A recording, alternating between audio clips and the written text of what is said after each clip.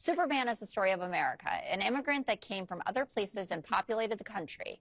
But for me, it is mostly a story that says basic human kindness is a value and is something we have lost. I got to look at the script, and he's from Uganda? Bombastic side-eye. Criminal offensive side-eye. At first, when I heard there was discord over the new Superman movie, I thought it was just, the Zack Snyder fans at war with James Gunn. Because listen, I'll always have beef with James after how he unjustifiably made Scrappy-Doo the villain in the live-action Scooby-Doo. But no, it's not just the Snyder fans trashing the new movie. It's what James said a couple days ago that got people's panties in a twist. You said it's an immigrant story. It's a political movie. MAGA today is going nuts. What do you have to say to MAGA? I don't have anything. I think this movie's for everybody. I don't have anything to say to anybody. Like I'm not here to judge people, I think this is a movie about kindness, and I think that's something everyone can relate to. In the long arc of American pop culture, few figures loom as large as Superman. The red cape symbol of strength, justice, and virtue has transcended comic books to become a figure that's recognized across the world. Yet, despite Superman's near universal recognizability, recent commentary by director James Gunn reaffirming Superman's immigrant roots sparked an unexpected wave of backlash. Us, your brother, talked about Superman being an immigrant. And now MAGA is already upset that he's called Superman an immigrant. I wanted to get your reaction. My reaction to that is that it is exactly what the movie is about, I think. That, we support our people.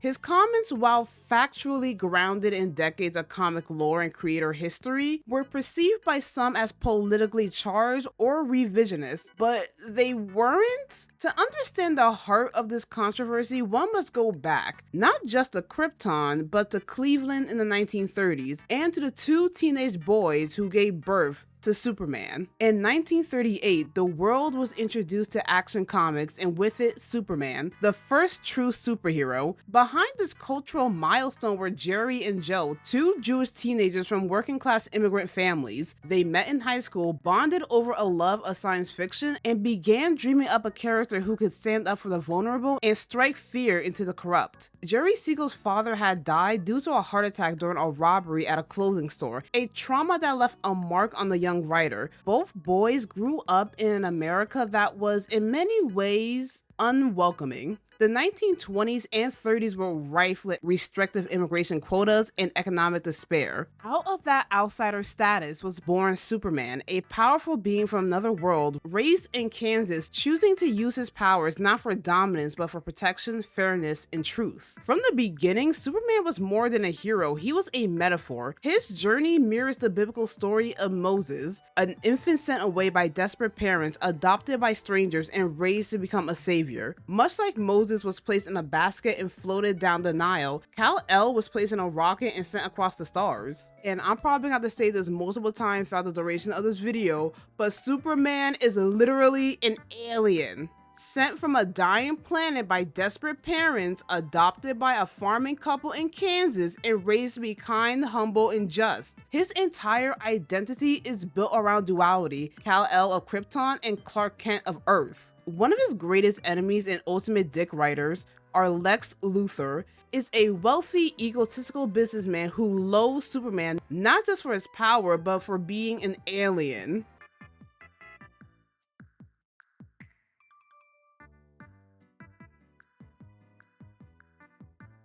Luthor is the archetype of institutional power, charismatic, brilliant, rich, and dangerously xenophobic. In several storylines, including the acclaimed President Luthor arc, he is elected President of the United States, despite his history of being a known criminal. Damn, that's actually really crazy to say out loud, because who is foolish enough to elect a known criminal? That's all I gotta say on that topic. The significance of Superman's background cannot be separated from the broader story of Jewish influence on the comic book industry. In the 1930s and 1940s, Jewish artists and writers like Jerry Siegel, Schuster, Stan Lee, Jack Kirby, Will Eisner, and Bob Kane found themselves shut out of more respectable creative professions due to discrimination. Comics became their creative refuge, a space where their outsider status wasn't just tolerated, but often shaped the stories they told. They created characters who wrestled with dual identities, who hid their powers behind masks or uniforms, and who used those powers to confront evil, whether in the form of supervillains or metaphorically the injustices of the real world. Even early storylines reflected these themes.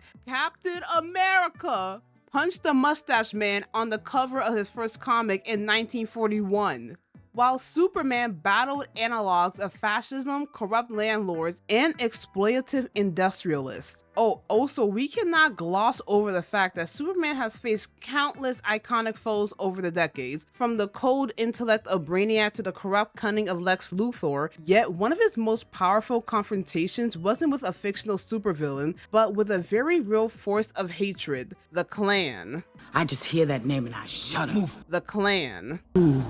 In 1946, the Man of Steel stepped beyond the pages of comic books into the airways of the Adventures of Superman radio show to take on white supremacy head-on. In a groundbreaking storyline titled Clan of the Fiery Cross, Superman dismantled a thinly veiled version of the Klan, exposing their language, rituals, and ideology to a wide American audience. The series was more than entertainment, it was a bold stance against bigotry, and it contributed to a decline in Klan recruitment at the time. From his earliest appearances, Superman was never just a hero of fantasy. Kal-El fought against allegorical versions of the Yahtzees, stood up for the working class, and championed justice not just as a slogan but as a call to action. His stories reflected a moral clarity rooted in the values of his immigrant creators, and that legacy continued into the 21st century. Nearly 70 years after his radio crusade against hate, the story found new life in Superman Smashes the Klan, a critically acclaimed graphic novel by Gene Yang.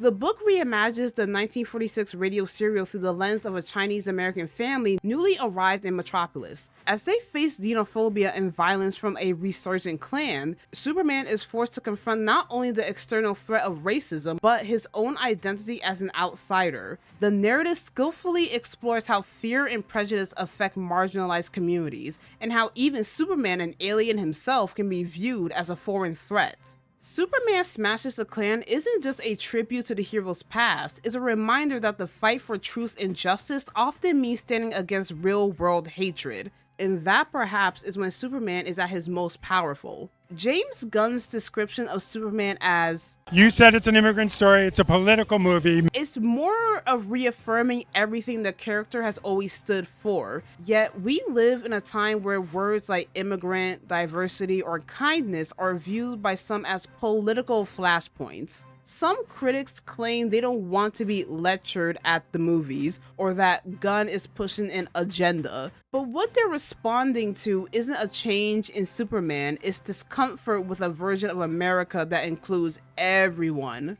If I'm gonna be so for real, they don't want a Superman. Y'all just want a Homelander, okay? Just say you want Homelander. And at first, I was like, why is everyone getting so upset at this? It's just a movie, relax. Because there are people who are now just finding out that Superman is not human, that he's an alien from outer space. Like, What's not clicking? What's not clicking? if you don't even know that, that's like the most basic knowledge about Superman, then I don't know what else to tell you. It's actually really hilarious because there's a irony in this. A character created by Jewish immigrants to champion decency is now called too woke for being exactly that. In today's culture wars, terms like DEI, woke, or keep politics out of my media are thrown around with reckless abandon, often by people who either never picked up a comic book or completely lack media literacy. The idea that superhero stories are or ever were apolitical is willfully misreading of history.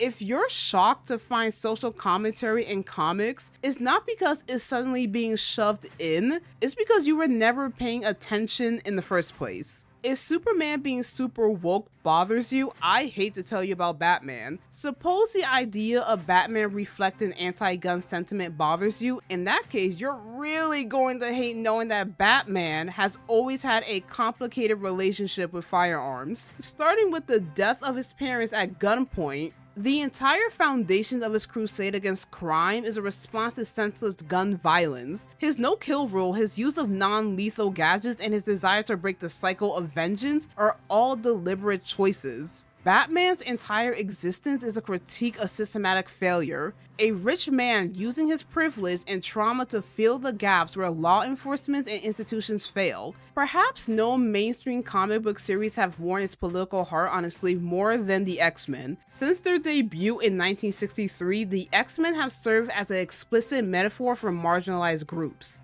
Created by Jewish writers Stan Lee and Jack Kirby, the mutants of the Marvel Universe face persecution, fear, and discrimination simply for existing. At the center of their stories are Professor X and Magneto, ideological foils inspired in part by Martin Luther King Jr. and Malcolm X. Xavier advocates for peaceful coexistence. Magneto, shaped by trauma and survival, sees resistance as necessary. And I'm not gonna lie, Magneto, he was right about everything. But merely to accept that this is a shared world with a common future, and that my kind, like yours, have the right to live in it.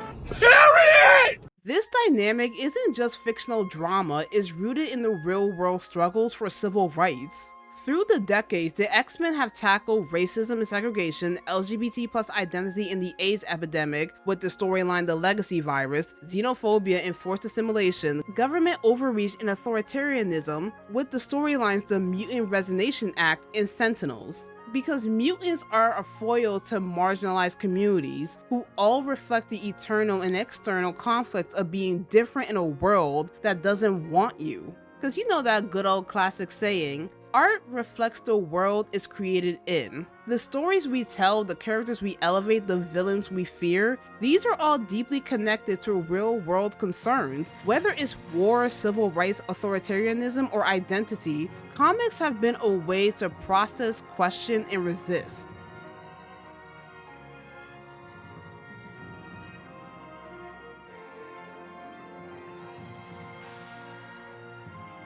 People who claim movies and comics should be just entertainment are ignoring that these stories have always been tools for reflection and change. People created them, often immigrants, minorities, and outsiders, who infuse their personal experiences and values into their work. If you can't see the politics in comics, it's not because they aren't there, it's because you haven't looked hard enough or simply don't want to. Not to mention the live-action Superman show, Smallville. In season 6, there's an episode where Clark discovers his neighbor is exploiting undocumented immigrants. Clark, feeling guilty because he's the ultimate illegal immigrant, he sees himself in the young boy Javier, someone displaced, scared, trying to stay with his family. And when Martha, now a US senator, tries to explain that she has a duty to enforce immigration laws, and Clark, he had to clock her tea in one of the most important points in the entire series. Was it legal when you forged my adoption papers? I'm an illegal immigrant, Mom. You've been harboring me for over 17 years. Your situation was entirely different. We had to protect you. And I need to protect... It's all right, let me go. Clark doesn't just empathize with immigrants, he identifies with them. This isn't a vague metaphor. The show directly addresses the fact that Superman's very existence required forged documents and hiding who he was. Well, before I go, to those upset about representation, inclusion, or truth-telling in comics and film, this isn't new. It's not some recent agenda, it's baked into the very foundation of the superhero genre. Superman was always an alien that's not from Earth, X-Men was always about marginalized groups, Batman's trauma was always tied to gun violence. The only thing that's changed is that these truths are being spoken louder, and some people just don't like hearing them. Superman endures not because of his powers, but because of his compassion, his humility, and his unshakable sense of right and wrong. Those qualities were born from the lived experience of two boys who knew what it meant to be outsiders and imagined a better world anyway. And in an age of disinformation, fear, and division, Superman is the most heroic act of all. And that's all I have to say today. Don't forget to like, comment, subscribe, hit the notification bell so you never miss an update, and I'll see you guys next time. Bye!